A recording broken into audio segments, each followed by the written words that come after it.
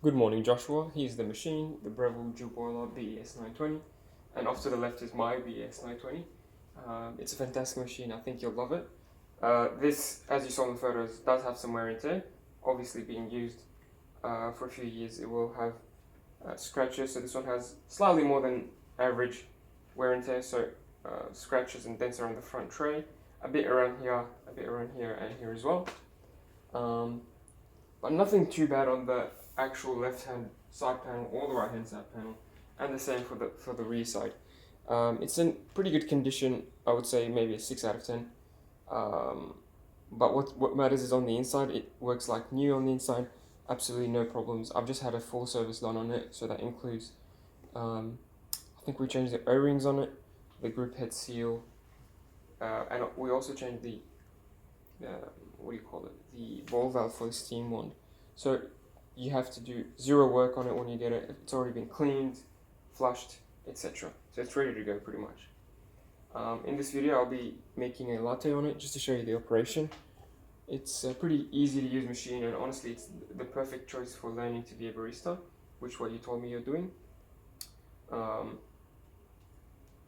So the way my morning looks like is I set up the machine to wake up in the morning for me. So like when you turn it on from the button press, it takes about 5 to 10 minutes to reach temperature, and that's from cold. What you can do is to tell it to wake up at 8 o'clock, for example, and by the time you're awake, let's say at 8:30, it's nice and hot, ready to go. So I think that's a very handy feature.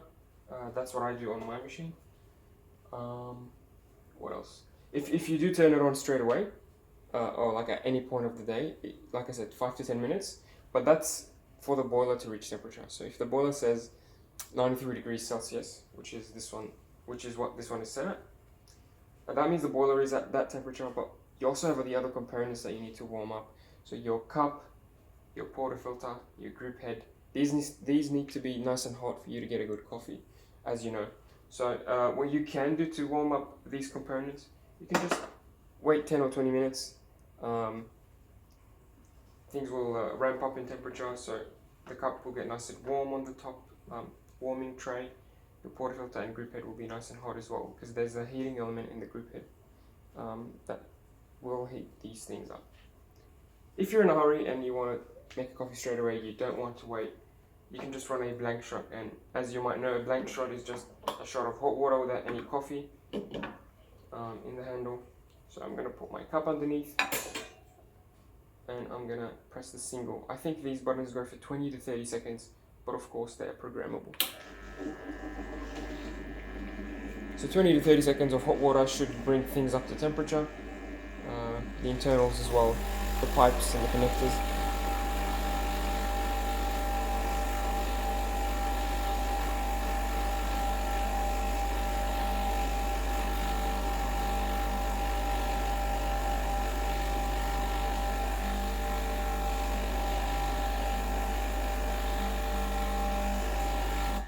Yep, 30 seconds, so you can change that in the settings. So I think it's best to put this at 20 seconds, I believe, and keep this at 30 seconds.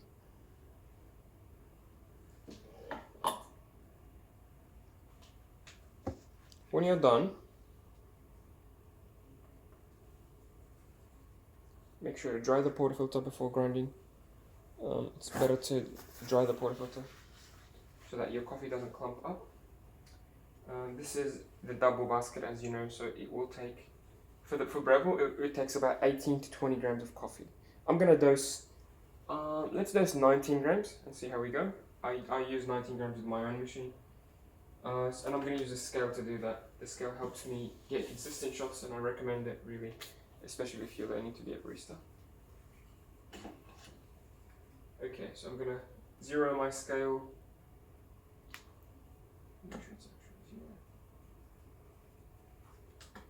Great.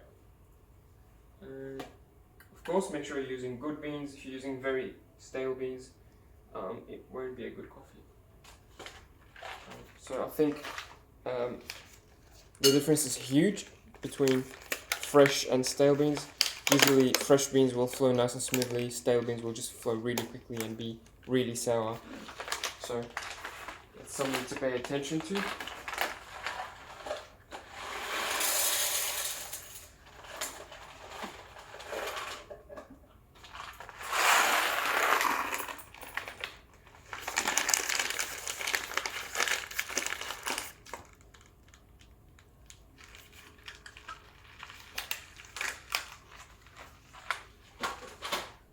Okay, I'm gonna grind. In the meantime, I'm gonna fill my milk jug with cold milk.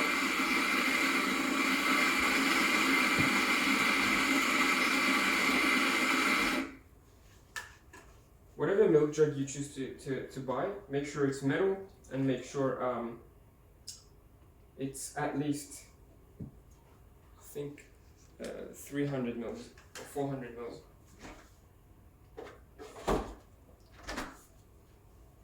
So this one at the moment, I think it's 200 grams of milk that I've put in here. So by the time it expands, it becomes 350 mils of milk. So at least 350 mils if you're getting a milk jug. Yes, coffee. So here's the coffee that I got. I've already dialed my grinder. I think it should be at good enough settings for the video at least. I don't change the settings every day, but yeah. So 18.7 grams, that's alright, I'm going to keep it there. As long as it's not more than, a gram plus or minus, it should be alright. I'm going to grab the tamper. So as you noticed, before I tamped, it was sort of level with the top of the basket. So like, let's say you don't have a scale or you're in a hurry, you can just look at the level of the coffee before you tamp it. So it's sort of flush with the top of the basket. And when you press it down, you'll notice that it goes pretty much as deep as the silver part on the tamper. So Breville sort of designed this tamper with this line sort of as a marker for how deep it should go when you have the correct amount of coffee. So this is 18.5 grams of coffee. And that's the depth that it goes to. It doesn't go any deeper. And of course, make sure when you tamp, it's nice and firm, even, and by the time you're done, it should be nice and smooth, just like that. I'm going to clean the edges and lock it in. I'm going to get rid of this hot water.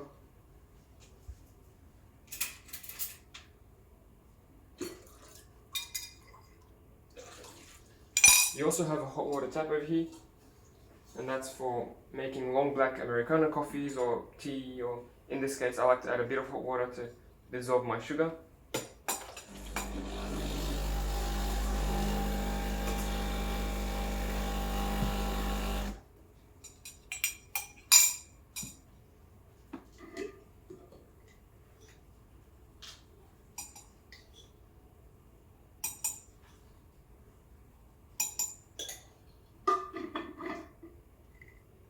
Sweet.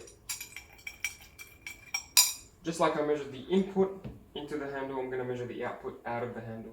So the input was, let's say at 19, we want the output to be double, so 38. So I'm going to aim for 38 output in the 30 seconds. The button will run for 30 seconds regardless. If we get the correct amount of coffee in that 30 seconds, perfect. If we get too much coffee, then that means our grind size is too fine. If we get too little coffee, that means our grind size is too coarse. Sorry, the other way around. If we get too much coffee, that means the grind size is too coarse and the water just flows easy. If it's too fine, we'll get much smaller amount of coffee.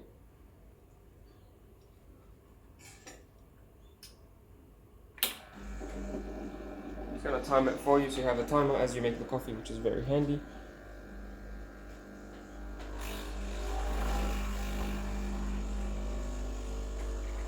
So perfect 9.2 bars of pressure. Now it's settling at 9 bars. It looks like a great shot. The flow is nice and symmetrical. Yeah, it's headed in the right direction, I would say. So this is a dual boil. Obviously I could be doing the milk and the coffee at the same time, but for the sake of the video I choose to do them separately. That's 45, so slightly longer than I was hoping for. 45 is slightly more than 38. That's telling me that I need to make my grinder ever so slightly finer. But that's okay, I think it's within margin of error. That's probably going to be an alright shot. Yeah, that's pretty good. You don't have to follow the numbers religiously, like you can get good coffees at whatever ratio you're using, but a 2-to-1 ratio is usually what people use.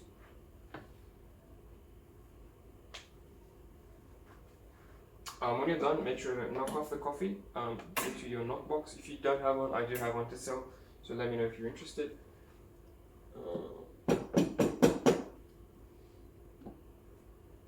And the rinse, so you can do this now or after your milk frothing, but I'll just do it now.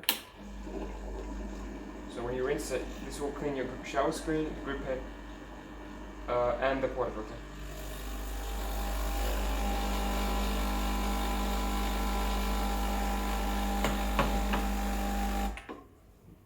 And you can do the back flush every other day or every week, it's up to you.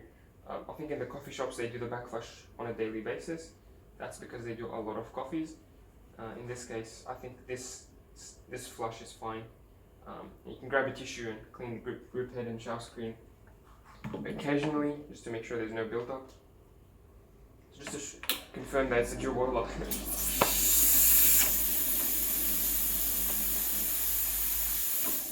You can do both. You have steam ready at all times because it has a dedicated boiler, obviously.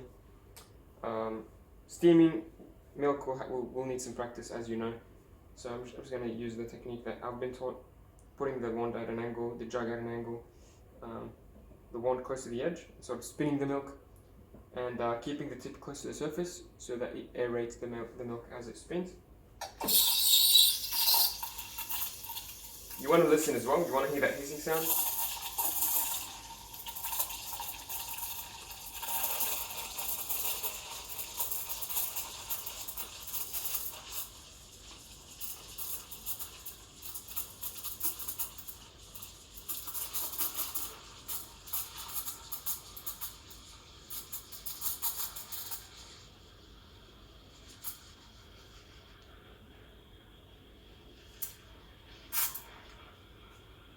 I'm going to stop it when it's too hot to handle, so about 60 degrees Celsius. It's right there. Very important, you want to purge after you're done, otherwise your steam wand will get clogged and stink of milk. Just a couple of purges, should be more than enough. And give it a wipe with a wet towel to make sure it looks nice and clean. The sooner you clean it, the better, honestly, because it gets really hard to remove if you wait a while.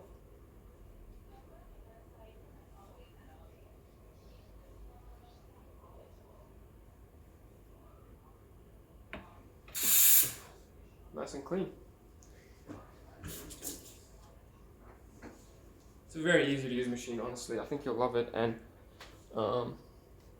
yeah, maintenance is easy. And it pretty much tells you when to clean, tells you when to flush, tells you when to change the water filter. I'm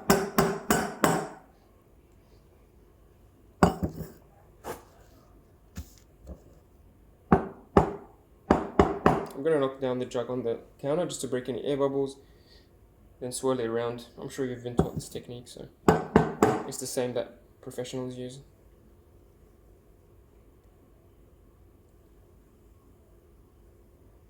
This is more of a cappuccino, honestly. I think I've foamed it too much.